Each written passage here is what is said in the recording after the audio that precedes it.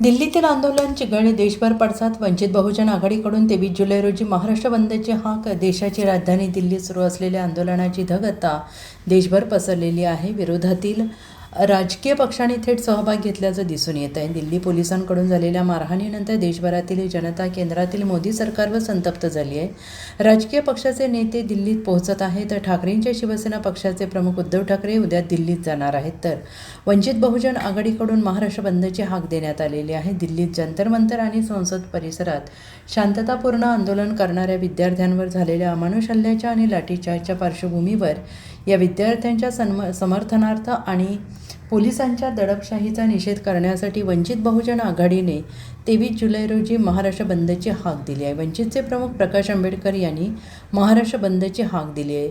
मी सर्व समविचारी पक्ष आणि विद्यार्थी समाजातील सर्व स्तरातील नागरिकांना आवाहन करतो की त्यांनी एकत्र येऊन 23 जुलैच्या महाराष्ट्र बंदला पाठिंबा द्यावा, असे आवाहन देखील प्रकाश आंबेडकर यांनी केलेलं आहे. त्यामुळे दिल्लीतील आंदोलन आणि विद्यार्थ्यांना झालेल्या मारहाणीवरून आता महाराष्ट्राच्या गल्लीतही बंदचा संताप पाहायला मिळेल. दिल्लीच्या जंतर मंतर येथील आंदोलनाला अहिल्यानगरच्या आंबेडकरी कार्यकर्त्यांनी पाठिंबा दर्शवत जिल्हाधिकारी कार्यालयासमोर निदर्शने केली आहेत. तर रिमझिम पावसात जिल्हाधिकारी कार्यालयासमोर विविध आंबेडकरी संघटनांनी आपले आंदोलन सुरूच ठेवले आहे. मोदी हटाव, देश बचाव, हम क्या चाहते आझादी, धर्मेंद्र प्रधान राजीनामा द्या, अशा जोरदार घोषणाबाजी करत आंदोलकांनी परिसर दुमदुमून सोडला. आणि यावेळी दिल्ली येथील लाठीचार्जचा निषेध करत केंद्रीय शिक्षण मंत्री धर्मेंद्र प्रधान यांच्या राजीनाम्याची मागणी केली आहे. ज्या तऱ्हेनं मी आपल्याला चित्र दाखवलं की दिल्ली पोलिसांनी छर्रे वापरलेत, अंगामध्ये घुसलेले आहेत. युनायटेड नेशनने असे छर्रे तुम्हाला वापरता येणार नाही अशी बंदी घातल्यानंतर सुद्धा दिल्ली पोलीस हे छर्रे वापरते. पाण्याचे फवाऱ्याने असणारा पोरांना त्या ठिकाणी, विद्यार्थ्यांना त्या ठिकाणी मारलं जात आहे. अमानुष लाठीचार्ज केला जातोय. त्या लाठीचार्जच्या ह्याच्यावरनं एकंदरीत दिसतंय की जलियनवाला बागचा असणारा जनरल डायर हा पुन्हा जन्माला आलाय का आणि त्याची ही कृती आहे का अशी त्या ठिकाणी दिसते. या पार्श्वभूमीवरती आम्ही असणाऱ्या काही संघटनांशी बोललो आणि काही संघटनांशी बोलून यापुढे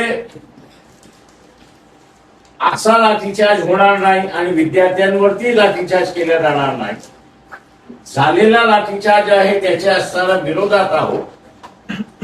ज्या तऱ्हेनं परीक्षेमधले घोटाळे होत आहेत आणि एकंदरीत जे दिसतंय की विद्यार्थ्यांची विचार करण्याची कृती